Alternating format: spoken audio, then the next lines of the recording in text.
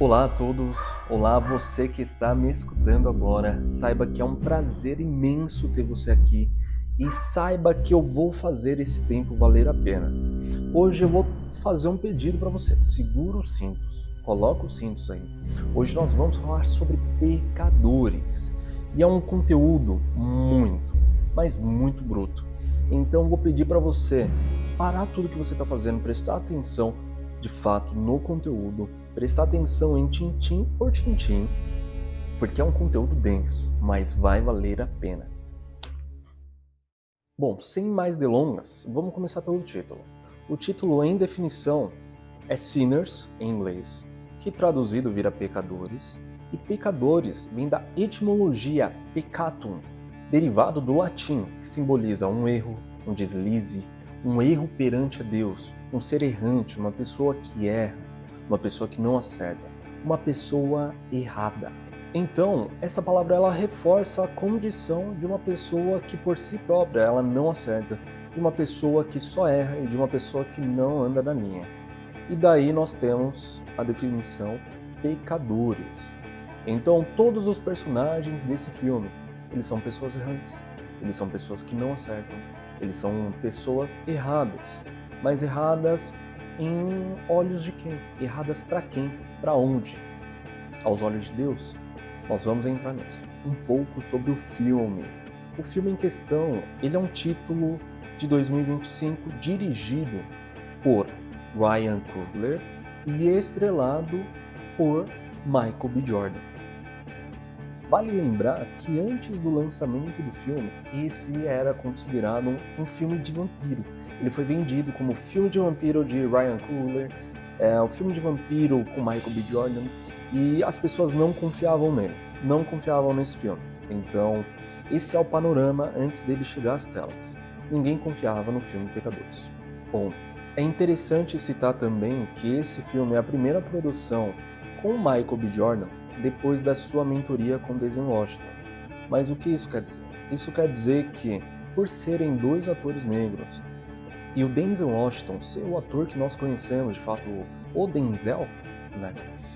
E da velha guarda de Hollywood, ele ensinou o Michael B. Jordan. Então, o Michael ele tem como se fosse o panorama do futuro de Hollywood. Esse peso artístico de ser o ator responsável por levar o legado do Denzel, ou até mesmo um dos atores negros que tem que se destacar, que é bom ter alguém lá nos filmes, mas é esse o panorama. Então, ele foi ensinado com todas as técnicas por Denzel Washington, como é uma atuação, como se faz, mesmo que ele já fosse um ator. É a primeira atuação em que nós temos um salto de atuação do Michael B. Jordan. A nossa grande meta aqui é que nós podemos definir Pecadores como um filme de vampiros. Podemos. Só que esse filme ele possui inúmeras camadas. E é sobre essas camadas que nós vamos desvendar agora, nós vamos entrar em cada uma delas. Já contrariando muita gente, logo no início do filme nós somos apresentados ao Samuel, o Sammy, o pastorzinho. E o pastorzinho, nós já vamos entrar nesse panorama. O pastorzinho é o real protagonista do filme. É ele, é o pastorzinho. Guarda isso, tá? No momento em que ele desce do carro e caminha até a igreja, nós vemos que ele está ensanguentado, mas nós não ainda sabemos o porquê. Ele caminha e está de dia, tá? Tanto o encontro do triangular da igreja quanto o andar dele e o carro do fuligem guardam um significado. Então, guarda essa cena inicial. Enquanto ele caminha, nós ouvimos que a música que é louvada na igreja é aquela música que em português fica: a minha pequena luz, eu vou deixar brilhar. Eu não sou o melhor cantor, mas basicamente é isso. A minha pequena luz, eu vou deixar brilhar. Essa é a música que canta enquanto o pastorzinho entra na igreja. Essa música, ela também remete diretamente à cena pós-créditos, que para algumas pessoas é a cena que amarra o filme inteiro. Então, essa cena e esse simbolismo de deixar a luz brilhar é importantíssimo também. A partir desse momento, o filme ele começa a brincar com a gente. Estabelece quem é o Samuel, estabelece quem é o Sammy, de fato, e começa a brincar com a dualidade. Então, dia e noite, trevas e luz, bem e mal, pecado e o correto. Ele vai começar a brincar com a gente a partir desse momento, no filme. Só que o interessante é que ele não brinca com a gente só em relação de bem e mal. Ele brinca com a gente em relação a consciente e subconsciente também. Antes disso, se você caiu aqui de paraquedas, tudo isso, todo o enredo de Pecadores acontece em uma noite apenas, a noite anterior à chegada do Samuel na igreja. A partir do momento em que ele entra na igreja, todos estão de branco. E é um trabalho excelente da direção de arte que vai brincar com as sombras. Vejam como o pai dele está visivelmente escuro, como, de fato, o olhar do pai dele está opaco, como o Samuel, sabe? Venha para cá, meu filho. Veja como todos na igreja parecem santos, enquanto ele está ensanguentado, rasgado, enquanto ele carrega ali o violão. Então, nesse momento, já estabelece o parâmetro de Samuel é o pecador. Ele é de fato pecador, ele é o errante, lá daquele significado que a gente acabou de ver. Nesse momento, nós não sabemos que o pastor, para quem assiste pela primeira vez, nós não sabemos que o pastor é de fato o pai do Samuel. E então ele começa a falar: o meu filho ouviu o chamado do pecado, mas o bom Senhor nos chamou para ser o pescador dos homens que pecam. Então nós já vemos, o pastor ele é o bonzinho, o Samuel ele é errado, ele é o errante. Mas caramba, o que esse menino fez? Por que ele tá com violão? A partir daí, as lembranças da última noite começam a vir à tona. Então ele começa a lembrar, a gente começa a ter os primeiros vislumbres do que aconteceu na última noite. E para quem assiste o filme pela primeira vez, ele fala: caramba, o que aconteceu aqui? E também uns acenos, né? Porque, de fato, o enredo com o vilão só vai acontecer depois da metade do filme. Então é um aceno, lembrando que o filme ainda é um filme de terror, que o filme tem uma ação e uma brincadeira também da direção. Esses pequenos acenos, a gente começa a pensar no que aconteceu na última noite. E tudo é proposital nesse filme. Tudo é proposital em um filme, e guarda isso. Isso aqui é uma frase minha, eu sempre vou levar isso pro resto da vida. Porque tudo que acontece em filme é proposital de fato. Agora, a frase em que o pai do Samuel, o pastor, diz: quero que jure para mim perante essa congregação que vai deixar para lá esses pecados. Isso já mostra que o Samuel é, de fato, o protagonista. Isso incita, isso deixa bem escancarado. O Samuel, ele é o protagonista. Aqui, ele faz um apelo cristão para que ele deixe o violão de lado e para que ele deixe de ser ele, para que ele simplesmente largue e venha para a luz, venha para a paz. Aqui, esse diálogo, ele mostra que tudo que aconteceu na última noite se passa dentro do Samuel. Tudo. Fumaça, fuligem não existem. Entre aspas, não existem. Há um diálogo interior para o concerto do próprio Samuel. É um diálogo entre subconsciente e consciente. É a confusão do próprio Samuel, sabendo e desbravando o que é o pecado. Tudo se passa dentro do Samuel. Fumaça, fuligem não existe. Eu vou repetir isso e você vai entender. Agora pensa em um filme como uma cebola. Quando você corta uma cebola, nós temos uma camada, depois outra camada, por último outra camada, e depois vem as lágrimas. Então o filme ele vai funcionar basicamente assim. E essa, para mim, é a primeira camada do Samuel e a relação dele com ele mesmo. Agora, o primeiro ponto foi estabelecido. Eu precisava entrar com os dois pés no peito aqui. Eu precisava primeiro falar sobre esse primeiro ponto. Agora nós vamos recapitular. Nós vamos voltar um pouco antes no filme, na cena de introdução. Na cena de introdução, nós temos a narração falando sobre uma lenda. Essa lenda diz que existem pessoas que conseguem fazer uma música tão firme, tão pura, tão vívida, que conseguem rasgar o tecido entre vida e morte, invocando os espíritos do passado e do futuro. E aqui ela vai citar 3 exemplos. Então ela vai citar que na Irlanda existiam esses seres que se chamavam Fili. O segundo exemplo vai ser na terra do Choctaw, onde tínhamos ali os Guardiões do Fogo.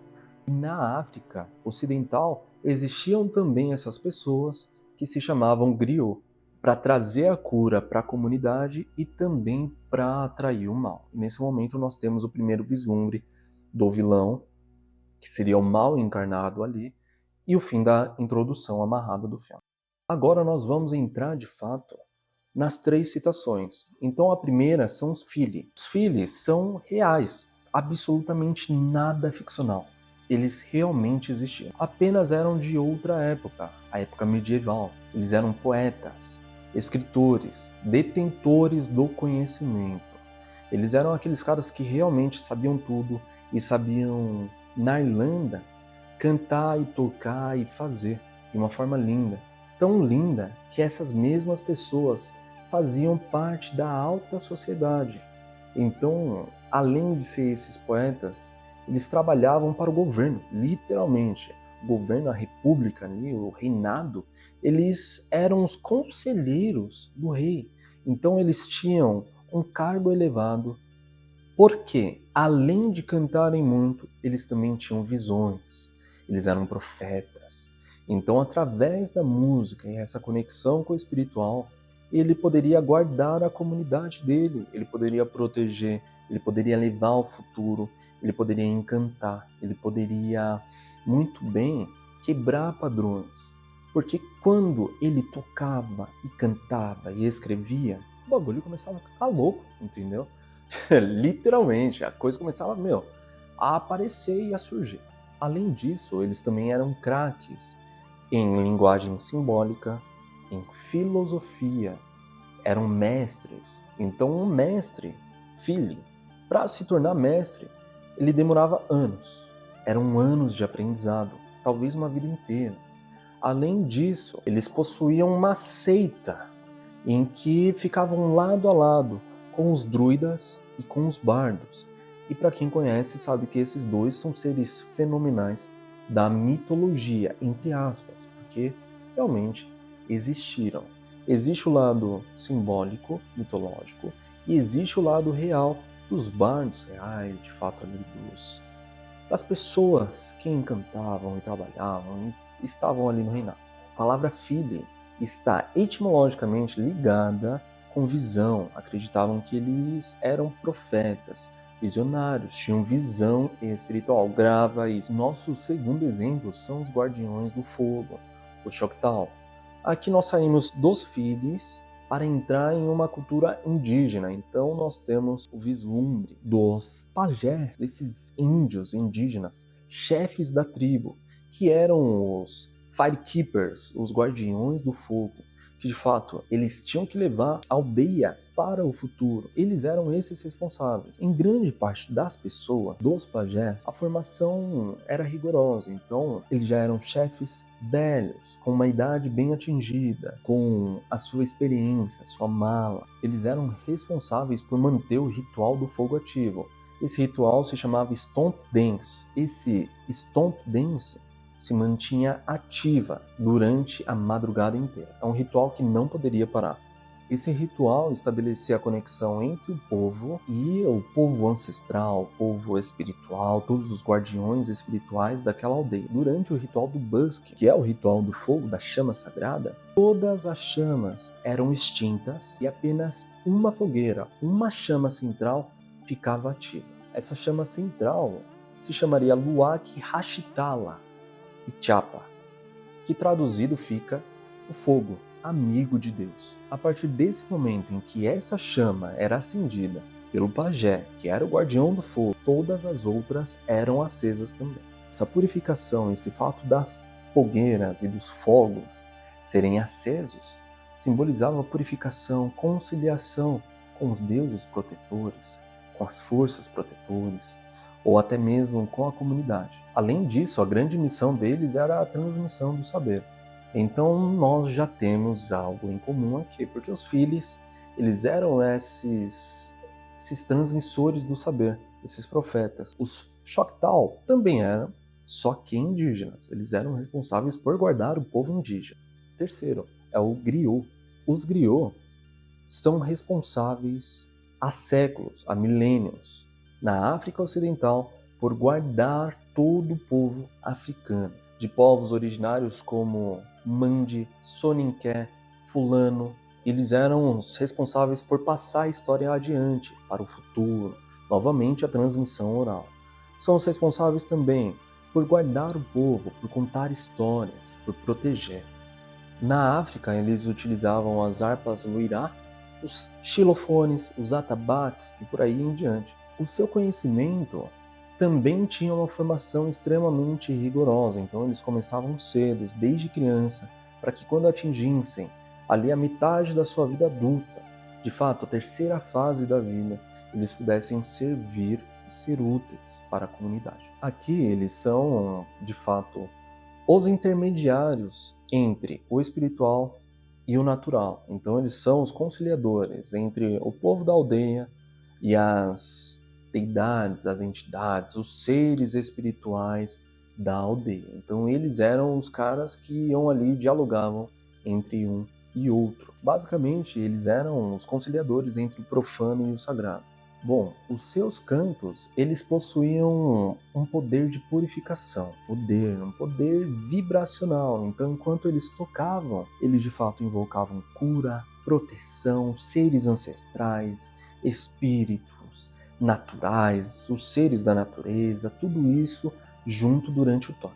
E quando isso acontecia, assim como os Choctaw, assim como os Fili, a casa cai. Porque, cara, o cara tá tocando, vamos deixar ele tocando ali, porque a coisa tá acontecendo. Então a pessoa, ela entrava doente, saía curada. O lugar que agora era triste e mal, sabe? Agora ficava bem, ficava forte, fortalecido, além de proteger essas aldeias. Agora é impossível continuar sem falar sobre a música e do poder vibracional que cada música tem. Com certeza você sabe que todo ser humano possui olfato, paladar, tato, audição e visão, são os 5 sentidos, certo? Ok, mas essa também é a camada mais superficial. Você deve ter notado que existem outros sentidos que também regem o nosso mundo. Então nós temos a intuição, a atração, a vibração, tudo isso, a sensibilidade, algo que foge, de fato, aos sentidos normais. Pitágoras dizia que, de fato, as músicas, os planetas, tinham sua própria música.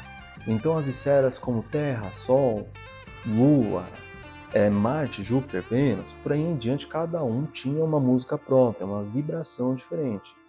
E alguns anos atrás, a ciência provou isso, de fato, né? Se você procurar agora no YouTube, som dos planetas, você vai ver que cada planeta tem um som e uma vibração diferente. Agora, o ponto é que a música, ela tem o poder de transformar a vibração de uma pessoa que estava em um estado de depressão, ela tem a vida, uma pessoa que estava triste, agora ela dança, uma pessoa que estava doente, agora ela é curada. E isso não acontece só nas aldeias com os Guardiões do Fogo. Isso pode acontecer em estados particulares, você ouvindo uma música. Só que os instrumentos e as pessoas que direcionam essa música, elas podem fazer com que a mesma música que você ouve seja transformada em uma ligação com o espiritual, uma transformação vibracional. Então, fazendo uma ligação aqui com o pastorzinho, no momento em que ele toca, por ser um guardião do fogo, ainda não revelado, com aquele sonho de cantar e de tocar, ele literalmente estava abençoando todas aquelas pessoas, estava guardando todas aquelas pessoas que estavam no clube. Mas nós vamos chegar lá. Da mesma forma que a música, os cantos, os louvores podem dar vida, também podem matar. Então, podem acabar, podem destruir, pode trazer a depressão, pode deixar você mal. A música também tem esse poder. Então, é novamente a dualidade, o bem e o mal. Então, nesse mesmo conceito de bem e mal, luz e trevas, por aí em diante, esses seres que são vampiros, entre aspas, vampiros, eles são nada além do que o oposto, nada além do que o oposto. Eles são seres essenciais para a vida. Eles simbolizam ali algo que tem que estar na vida. Então, tanto o pastorzinho e o Remick, o vilão do filme, eles são dois lados da mesma moeda. Um é o guardião do povo que está no clube e o outro é aquele guardião que tem mais pessoas para sobreviver. Os dois, hipoteticamente, são bons, enquanto o pastorzinho pode ser mal para o Remick. Então, é essa a tonalidade. Sempre assim. Aqui, agora você vai, cara, pensar comigo. Expande a mente, expande a mente. Vamos firmar um compromisso aqui de, cara, expandir a mente, abre a mente, tenta... Eu sei que isso é difícil, mas tenta ao longo do vídeo não pensar e julgar. Tenta não julgar, apenas faça com que o conteúdo entre e saia. Se agrada, se não agrada, mas sempre com a mente aberta. Agora, se você está gostando, se você já está achando o conteúdo bem instrutivo, e certo, se você sabe que é difícil por aí achar um conteúdo como esse, eu agradeço antes de tudo, mas eu vou te fazer um pedido, cara. Para tudo que você estiver fazendo aqui, curte, assina ali embaixo, se inscreve. Se você caiu aqui de paraquedas, meu, como eu sou grato por poder falar e passar esse conteúdo para você. Hipoteticamente, somos duas pessoas que estão juntas no mesmo propósito, que é como se eu e você estivéssemos assistindo o filme. Então, eu agradeço, antes de tudo. Mas eu também venho pedir, cara, é muito bom, senta o dedo no like aqui, se inscreve, compartilha, tá? Compartilha esse vídeo com as pessoas que você acredita que vão gostar desse conteúdo, ou até mesmo se você tinha ficado com aquela pulguinha atrás da orelha em relação a pecadores de fato, né? Curte aqui e manda para essa pessoa, tá? Salva para ver depois. Tudo isso vai me ajudar no meu engajamento e no crescimento do meu canal.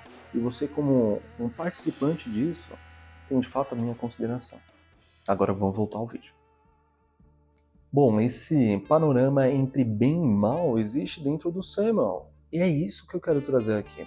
Eu posso citar a Bíblia, por exemplo.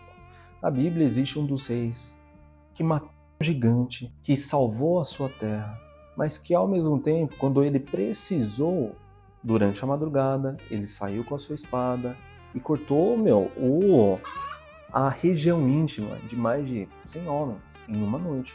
Ao mesmo tempo que esse rei bondoso, que foi ali com todos aqueles que acreditavam nele, quando achou que deveria, pegou uma das moças que vivia na terra dele, isso quando ele já era rei, e quis ela como esposa, e depois mandou o marido dela. Então, ele é um grande exemplo. Isso aqui nós estamos falando de Davi. Davi, o mesmo cara que matou Golias, o mesmo cara que matou o gigante. O que nós estamos querendo dizer aqui é que da mesma forma que o cara é bom, o cara também é mau. Então a bondade e a maldade poderiam fazem parte da mesma pessoa. E o interessante nesse exemplo bíblico é que quando Davi tocava a harpa, ele afastava todos os espíritos ruins do rei Saul. Então já existe aqui um panorama entre Davi, da Bíblia, ser ali o guardião do fogo, né? Podemos fazer um comparativo. Isso aqui é apenas uma analogia, né? Da mesma forma que existe o bem, existe o mal e por aí em diante. Agora vamos dar só uma corridinha, porque a gente ainda mente igual fumaça e fuligem. Só que vamos notar que o vermelho e azul, eles também seguem esse contraste entre bem e mal, sendo que o vermelho é tudo aquilo que é forte, toda a emoção forte, amor, raiva, tudo isso. Enquanto o azul, ele é a tranquilidade, a melancolia, a tristeza. Um é quente e o outro é frio. Um é masculino e o outro é feminino. Então existe esse panorama entre bem e mal, luz e trevas, luz e trevas. Só que um não exige sem o outro. A mesma pessoa que é extremamente explosiva precisa de momentos de tranquilidade. E esse é o indicativo mais forte de, ei, tudo isso aqui se passa dentro do Samuel. Nós dois, fumaça e fuligem, somos só arquétipos, somos só visões do que ele está enfrentando dentro dele mesmo. Tá ficando bom, mas vamos dar mais uma corridinha. Alguns pontos foram estabelecidos. Nós vamos ver também que a data remete a 16 de outubro de 1932. Se nós fizermos a numerologia desses números e chegarmos ao número final, vai dar o número 5. Então, novamente, está falando sobre os 5 sentidos. Então, são vários easter eggs, são várias coisas escondidas, são vários acenos, falando que tudo isso aqui se passa dentro do Samuel. Bom, e logo de cara no filme nós temos o primeiro vislumbre do Samuel. Então nós vemos ele ali, de fato, na colheita, as pessoas perguntando onde que ele ia tocar o violão nessa noite, e ele até ignorando, né, falando, olha que eu não sei, eu vou estar na missa, vou estar no culto de amanhã a gente se vê. É um menino bom, a gente vê que ele faz os trabalhos dele ali, mas é uma bondade até que inocente. Então é aquela transição entre amadurecimento, entre saber o que realmente quer e o amadurecimento, de fato. Logo no início, é muito interessante, porque quando ele faz a brincadeira da mãe dele ali com o sabão, ele diz que ele não tem um pingo de juízo. E logo depois nós somos apresentados aos gêmeos, né, estrelando ali o Michael B. Jordan com Fumaça e Fuligem. E o Fumaça, ele é a representação dessa coisa mais séria, do juízo, do pensamento, do raciocínio. Enquanto o Fuligem, ele já é o mais arteiro, né? Eu vou fazer e já era. Ele já tem um jeito mais típico, enquanto o Fumaça é sempre mais sério. E essa apresentação dos gêmeos, do Fumaça e do Fuligem, é interessante, porque além do significado do vermelho e azul, que representa tudo aquilo que acabamos de falar, também simboliza os gêmeos em si, como a passagem da infância para o amadurecimento, da pessoa saber de fato ali quem ela é. Fumaça em inglês é o significado daquela fumaça densa, cheia de partículas. Já stack, ela vem do verbo empilhar, então é colocar alguma coisa sobre outra coisa. Se a gente pegar os dois juntos, o stack e o smoke, a gente pode falar que vira a pilha por onde a fumaça sobe, ou até mesmo o empilhamento da fumaça, ou uma chaminé. Se a gente pegasse as duas palavras juntas, existe a chaminé. A chaminé em si, nós temos o lugar por onde a fumaça sai, mas nós temos o centro, que é onde de fato tem a chama. Cara, eu até arrepio, porque de fato é o Samuel, onde nós temos o Guardião do Fogo. Então todo o significado do Guardião do Fogo, e isso traz mais significado ainda para a cena do clube. Traz muito mais significado para a cena do clube. Então, os três são um. Aqui nós também temos o significado da elevação do fogo. E a elevação do fogo acontece dentro de cada um de nós. Esse processo, para os hindus, é chamado de Kundalini, onde nós temos ali duas serpentes e essa serpente irradia dos nossos chakras. E finalmente nós temos o que nós chamamos de alquimia, né? De fato, a evolução do ser humano, ou que o conceito junguiano diria que é a individuação também. Então é essa evolução que transcende de você, de fato, saber quem é você ou o que você quer. E o aceno desse processo de individuação e de crescimento, de evolução, é a cobra, justamente a cobra. Mas ela ainda não apareceu no filme ainda. A cobra vai aparecer ali naquela cena em que ele já encontrou com os primos, em que eles estão ali no meio do mato. E a cobra, ela simboliza a tentação, né? A ambiguidade, bem e mal também, né? Se a gente pegar o significado da cobra, além do Éden, a história do Éden, nós também temos Ouroboros. Agora, para o conceito junguiano, de fato, né? Nós temos a cobra como símbolo da ligação da alma e do espiritual, do corpo, alma e espírito, essa transação entre os três. No momento em que eles veem a cobra no filme, quem pega a faca e de fato coloca a faca ali na cabeça da cobra é o Fumaça. Isso simboliza que de fato é a razão chegando ao Samuel. É de fato ali a inteligência indo atrás do Samuel, coisa que até o momento ele não tinha.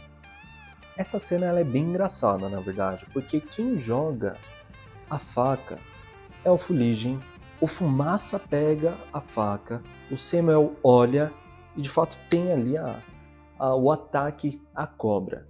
Só que essa transição entre os três corresponde à divisão interna do Samuel. Tanto que a divisão no filme vai acontecer agora. Então, um vai se dividir enquanto o outro vai fazer outras coisas. O Fumaça, ele vai cuidar ali do clube, ele vai ver as coisas, vai falar com os amigos deles, enquanto o Fuligem, cara, ele vai conversar com o Samuel, ensinar ele a pegar o botão, ele vai fazer todo o processo e encontrar em Stanfield, no filme também. A nossa Mary. Legal também porque o filme ele vai citar que Fumaça e Fuligem eles ficaram fora durante 7 anos. E o tempo aqui não necessariamente é linear, são 7 anos reais mesmo. Isso pode simbolizar que os 7 anos correspondem aos 7 dias da criação. Também pode ser, né? A gente pode fazer um comparativo, uma analogia também. Ou até mesmo quando a Bíblia ela vai citar os 40 anos, os 40 dias, sabe? Não necessariamente são 40 dias, é só um período difícil, um período que não é real, sabe? Só não é real. Esse tempo não linear, ele corresponde à evolução do Samuel. Então, o um dia em que tem a transição entre o dia e a noite, de fato tudo acontece ali naquele clube, é a evolução dentro do Samuel. Pode ter levado anos. O que eu particularmente acho fenomenal no filme é o conceito entre o dia e a noite, porque o sol ele vai simbolizar a clareza mental, o fazer, o ativo, enquanto a noite ela vai simbolizar o feminino, a intuição, a introspecção. Um vai simbolizar o consciente e o outro vai simbolizar o inconsciente profundo. Isso simboliza também o yin e o yang, né? Tanto a união entre os dois, né? Consciente e subconsciente. E essa união, o branco no preto e o preto no branco, tem um breve aceno que pode ser possível ali quando o Fumaça ele tá negociando com os Chows e tentam roubar o caminhão dele. O fato do rapaz ter um olho cego, de fato, pode mostrar e simbolizar de fato isso, sabe? Aonde há bem existe o mal e aonde há mal existe bem. Quando o Fumaça ele chega nos Chows e começam a negociar ali sobre a cor que vai estar no banner, no cartaz, a única cor disponível é o vermelho. Então, por mais que o Fuligem estivesse longe, ele ainda está presente no cartaz. É um aceno ali. Esse aceno entre o fim da tarde e a noite, ele vai evocar pra gente o início do subconsciente profundo. Então, tudo que se passou antes se passava no plano físico e agora tudo se passa dentro do Samuel. Agora, de fato, tudo é lá dentro. Neste início, até que o sol se ponha, nós somos apresentados a todos os personagens. Particularmente para mim, é uma coisa linda, porque o som ele começa a tocar diferente e nós somos apresentados aos personagens e tudo acontece de uma forma gigantesca até que nós vemos o remake e é o começo da noite. Agora chegou a hora da vilania ser apresentada, então tá escurecendo. É a hora em que o mal sai para fora. E nós somos apresentados ao remake, que de fato tá ensanguentado, tá com marca de tiro, tá correndo e só quer sobreviver. Mesmo porque até o momento ele é só um. Não tem mais consciência. É apenas ele ali, se ele morresse ali, ele estaria exterminado. Quem caça ele nesse momento, de fato, é um povo indígena. E isso também remete ao início do filme. Então nós temos uma espécie de Choctaw ali no meio, caçando. Não vamos esquecer que índio é guerreiro. Os indígenas são guerreiros que caçam o mal. Então, obviamente, o remake vai correr. Perna pra que te quero ali. Aqui nós temos um ponto bem interessante. Um deles é a permissão. Como uma força oposta, como um mal, entre aspas, ele precisa da sua permissão para entrar nos lugares. Então, se lá naquele momento não tivessem dado a permissão para ele entrar na casa, não teria mais remake no filme e o filme acabaria ali. Um ponto que é bem importante trazer para esse momento também é a mente coletiva. Até aquele momento, Remake era apenas um. Depois desse momento, ele vira 2 e 3. A mente coletiva opera dessa forma. O conceito de mente coletiva não é tão difícil de explicar. Se penso, logo existo, certo? Então, no momento em que ele traz mais uma pessoa para dentro do seu clã, de fato, para dentro da sua mente, ele tem as memórias, as afeições, ele sabe o que aconteceu. É uma forma de crescimento, então remete diretamente ao início do filme, quando fala sobre a sociedade, quando fala sobre os filhos que pensam e crescem e têm a sua sociedade. Essa mente coletiva é uma forma de sobrevivência do Remake também, não necessariamente sendo mal ou bom. Foge um pouco disso porque são dois lados da mesma moeda. Mas estando nessa mente coletiva, não necessariamente a mente ela é retirada. É como se a mente do indivíduo ficasse lateralmente. E é por isso que um pouco mais à frente no filme, quando a Annie, a Mary, que assiste aquilo, fala não, isso não é possível, e sai. Então a mente da Mary, mesmo já afetada, vive lá dentro. O grande controle é do Remake, mas a mente ainda existe. Um exemplo disso a gente poderia dar como Ultron em Vingadores, por exemplo, quando ele tem os robôs e cada robô vê aquilo que ele vê. Ou em Naruto, quando nós temos o Pain, ele tem a visão, mas também tem a visão de todos os outros Pains, e eles compartilham entre si. Isso é uma mente coletiva. Ou em Matrix, quando nós temos o agente Smith, e de fato, quando ele quer replicar, ele vai, aparece e deixa de ser a outra pessoa que está na Matrix. Então, isso é a mente coletiva funcionando. Voltando.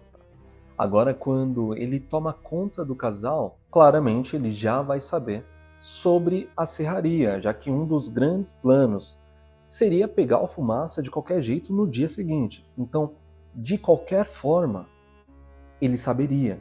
E é por isso que ele vai até a serraria, aonde vai ser o clube, apenas para pegá-los antes. Então ele vai ali para capturar e apenas crescer, uma forma de crescimento. Por coincidência, ele acha o pastorzinho, o Samuel. E a cena em que os dois são conectados é linda, é maravilhosa. A cena do clube, para mim, é fenomenal. Quando o Remake chega à casa do casal, existem 3 corvos em cima da casa. E esses 3 corvos podem simbolizar o Delta, né? Que é Pai, Filho e Espírito Santo. Né? De fato, os 3 consumados. Esse mesmo 3 pode simbolizar a interação entre corpo, mente e espírito. Além disso, o 3 ele também pode simbolizar passado, presente e futuro. Além disso, os 3 corvos podem simbolizar a presença de algo ruim.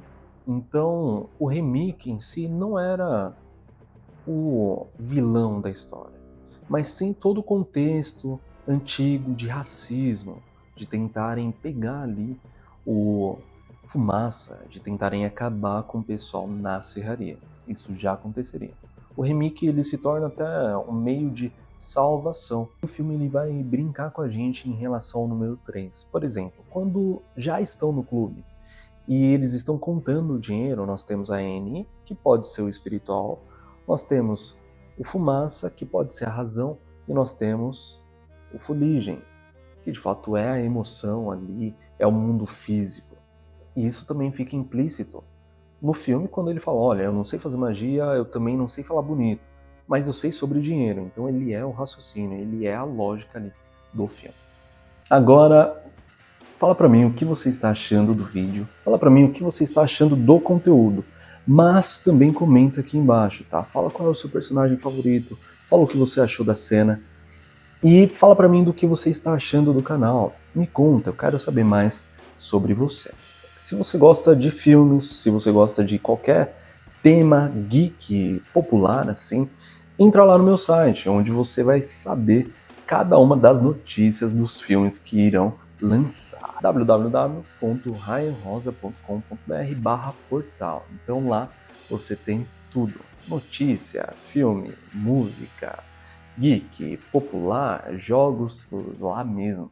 Finalmente nós temos a tão aclamada cena do clube, que é a cena fatídica. Eu admiro essa cena, É uma cena arrebatadora.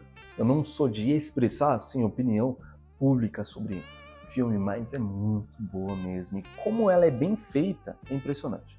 Na música, o pastorzinho ele diz que desculpa pai, mas eu amo blues. Daí ele começa a tocar. Nesse momento é como se ele aceitasse, cara, eu amo blues. Eu quero fazer isso. Então ele começa a se aceitar. Enquanto ele se aceita, a mesma luz que diz lá na música do início, a minha pequena luz, ele começa a deixar brilhar. E é isso que faz com que o fogo sagrado saia de dentro dele. Então nós temos a ligação entre passado, presente e futuro naquele lugar. Naquele momento, todas as pessoas daquele local deixaram de ser pecadores, deixaram de ser errantes, deixaram de ser. Foi apenas uma noite em que todos eles foram livres. E isso mostra também a cena pós-crédito. Naquele momento em que ele toca, é como se fosse uma ligação tão forte entre todos que estão ali, que a liberdade, que a expressão, que o amor, sabe, são sentimentos mais altos. Então, assim como foi dito no início, ele começa a elevar a vibração de todo mundo naquele momento. Até que o remake olha aqui e fala, cara, eu vou fazer a festa aqui, eu vou acabar com todo mundo, e eu vou pegar aquele moleque ali porque ele é bom, cara. Então esse é o pensamento do remake, que até então ele só pensava em sobreviver. Aumentar a manada ali, aumentar a sua consciência, ter a mente coletiva, mas agora ele quer um ataque mesmo. Então a grande meta dele nesse momento é fazer do pastorzinho a sua luz pessoal. E uma vez que o Samuel ele mordeu a maçã e sabe o que ele realmente quer, o seu lado lógico começa a brigar com ele. Então nós temos um embate entre ele e o Fumaça, em que o Fumaça fala, olha garoto, você me deu uma ordem, vou te dar um que é isso que você quer? Você acabou de me dar uma ordem, não segue esse caminho. Enquanto ele tá mais naquela vibe do fuligem. E fala, eu vou seguir sim porque é isso que eu quero. E eu quero fazer isso. Aqui nós temos o papel da Annie. E a Annie ela vai fazer completamente o papel do mundo espiritual nesse filme. Então em alguns momentos ela vai dizer que ela ficou arrepiada. Ou ela vai ser a proteção até dos membros, né? Ela prolonga o filme.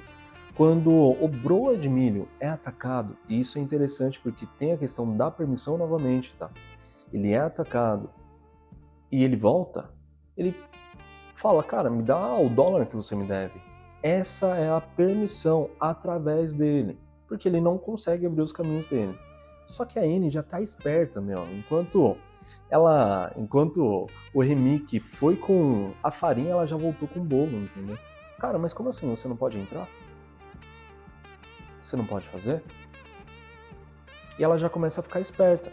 Ao mesmo tempo que, enquanto a Mary vai lá fora para tentar convencer eles a voltarem, bom, o remake ele conseguiu o que ele queria. Porque no momento em que a Mary vai, ele começa a cantar músicas de luto. Ele fala que queria salvar a mãe da Mary. E nesse momento, cara, como que vai saber de uma coisa dessa? Exatamente pela vibração, pela música. Ele é um guardião da música, ele é um guardião do fogo sagrado e ele sente isso. E ele começa a manipular a Mary para que tenha essa afeição a ele. Então, ele já tinha ganho a Mary naquele momento. Por mais que ela se revoltasse, aí ele mostra as garras de fato e ataque. Enquanto isso acontece no filme, o ataque do Broa de Milho, o ataque da Mary, infelizmente, o Fuligem ele vai embora. A Mary entra, tem a permissão para entrar. E é uma forma de revolução entre a Mary e o Fuligem. O trabalho do remake nesse filme vai ser um trabalho tático, porque para ele entrar no clube, ele vai atingindo todas as fraquezas de cada um ali. Então ele faz um trabalho excepcional. E seja sincero comigo, a nossa mente ela não tem um trabalho duplo às vezes? Não parece que ela está querendo deixar a gente para baixo? Então, são as camadas psicológicas onde a pessoa não tem o controle. Isso acontece com o Brodmilho, isso acontece com a Mary, isso acontece com o Fuligem. É muito interessante também, porque o Remmick, quando ele fala e canta para o Samuel, ele fala que somos terra, somos animais, eu e você estamos conectados. Isso mostra que, de fato, são duas partes da mesma coisa. O momento da morte de Remmick, já no final do filme, pode simbolizar também a ascensão. As labaredas, a chama e o fogo pode mostrar ali que, de uma forma simbólica, o Samuel despertou. Então agora ele não nega mais a vontade que ele tem de fazer as coisas, ele não nega mais o pecado dentro de si. Ele transcendeu o pecado e ele se tornou o próprio pastorzinho, ele se tornou o próprio Samuel. A partir do momento em que temos a morte do Remmick, automaticamente já amanhece. Isso mostra que agora ele vai lidar com as consequências da última noite. Agora ele vai lidar com os machucados que ele sente. Agora ele vai lidar com o fato de já não ter mais um Fuligem, de já não ter mais um Fumaça. Agora é ele se aceitando, é ele seguindo a sua vida. O processo dele seguir com o carro do Fuligem é literalmente isso, mostra pra gente que ele aceitou o seu destino, ele aceitou o lado mais libertinoso, libertino, o lado mais selvagem de si. Ele aceitou quem ele é, ele sabe o que ele vai fazer agora. Ele assume, ele não larga o violão, porque ele agora é o mestre do seu destino. Agora, nas cenas pós-créditos, nós temos um encontro dele com a Mary e com o Fuligem. E basicamente esse momento ele vai mostrar pra gente aquele dilema entre as pessoas que seguiram seus sonhos e se esqueceram de quem era. Quando o Fuligem ele fala pra ele: "Ei, me dá aquela coisa pura, sabe aquela luz de verdade? Será que ainda tem um pouquinho aí?" E daí ele toca uma coisa simplesmente. Isso amarra o filme, porque mostra que aquela mesma luz que ele deixou brilhar, embora a fama, embora as situações, ainda existe nele, existe aqui.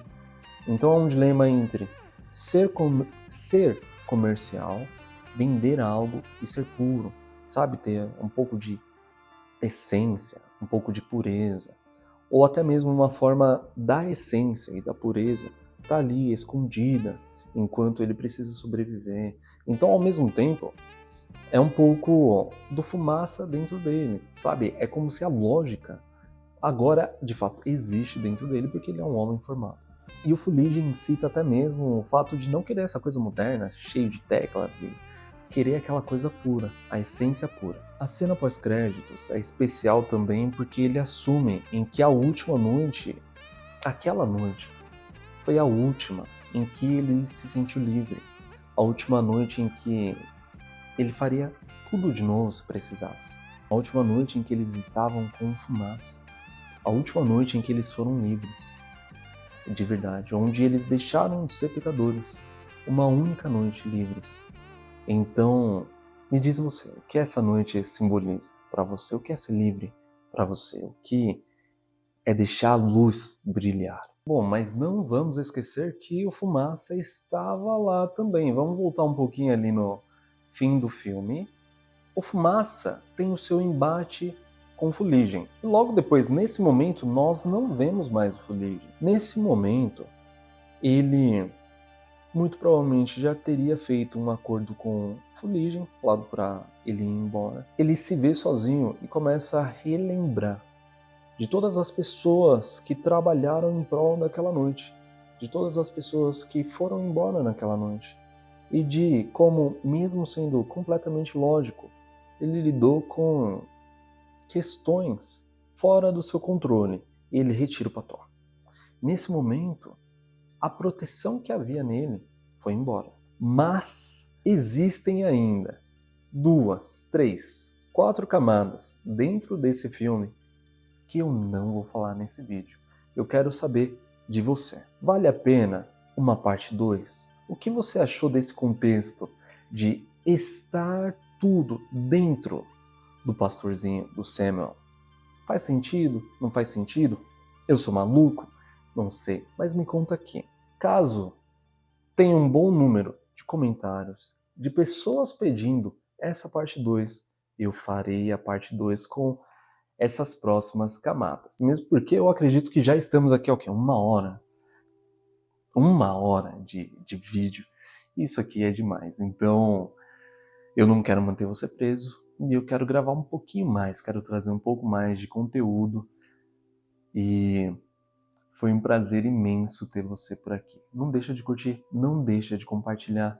A sua presença é muito importante. Manda para todo mundo que você sabe que gostou desse filme e foi um prazer enorme.